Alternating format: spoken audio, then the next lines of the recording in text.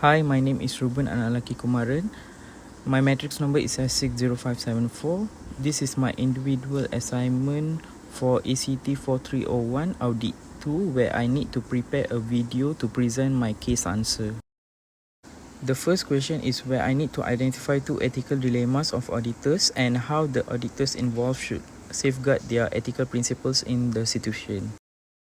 The first dilemma is the obligation of the auditor to find and correct substantial misstatement in the financial account. The hospital's financial situation is impacted by the significant changes made by the head of finance, such as the modification of the consumables accounting policy. After learning of these misstatements, Ali Sultan & Co must decide whether to disclose to stakeholders that the financial statement might not give a truthful and fair picture or to qualify their audit opinion. In order to resolve this ethical dilemma, Ali Sultan & Co should follow auditing standards and exercise professional skepticism. The audit team must keep detailed record of their findings, communicate transparently with the hospital administration, and consider possible ramifications of revising the judgment. The second dilemma is the Director of Finance threat to select new auditors and the possible public defamation of Ali Sultan & Co. The auditor's independence and objectivity may be jeopardized by intimidation and pressure. The director's allegation that the auditors participated in prior manipulations worsened the ethical dilemma, complicating the audit team's objectivities. Ali Sultan & Co need to maintain their impartiality and independence in the face of these dangers. The audit team should record the intimidation attempts, notify higher-ups in the company, and if needed, obtain legal counsel. It is imperative to keep the regulatory agency about possible coercion. The credibility of the audit profession depends on upholding their moral obligation to withstand coercion and intimidation. The second question is to describe 3 threats to independence for Ali Sultan & Co that might arise in the case and how Ali Sultan & Co can protect threats to auditor. The first threat is self-interest threat. Self-interest is threatened by the possibility of losing the audit engagement and the director's threat to harm the audit firm's reputation. Ali Sultan & Co should put their independence and objectivity above their concern about losing customers to guard against this threat. They ought to keep track of their grievances, interact openly with interested parties, and if required, end the interaction. The second threat might arise in this case is an advocacy threat.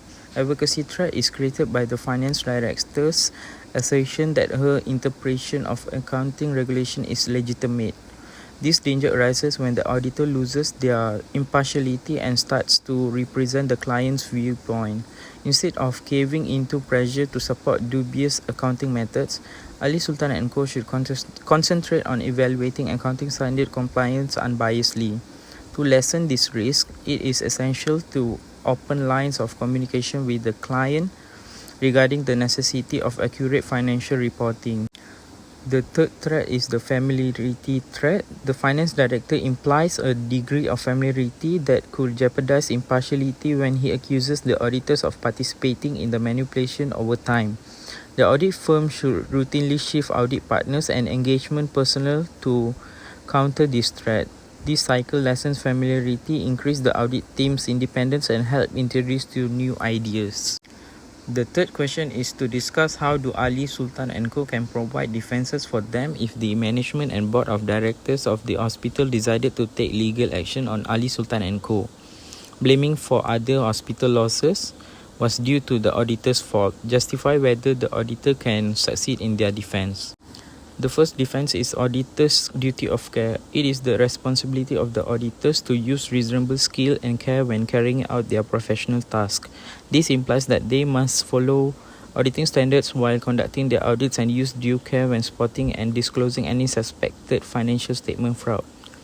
By identifying and informing the board of directors and the regulator of the accounting adjustment made by the director of finance, Ali Sultan & Co may contend that they have upheld their duty of care in this instance. They may further the contend that they were unaware of the accounting records were insufficient to find this unlawful adjustment for the previous 7 years.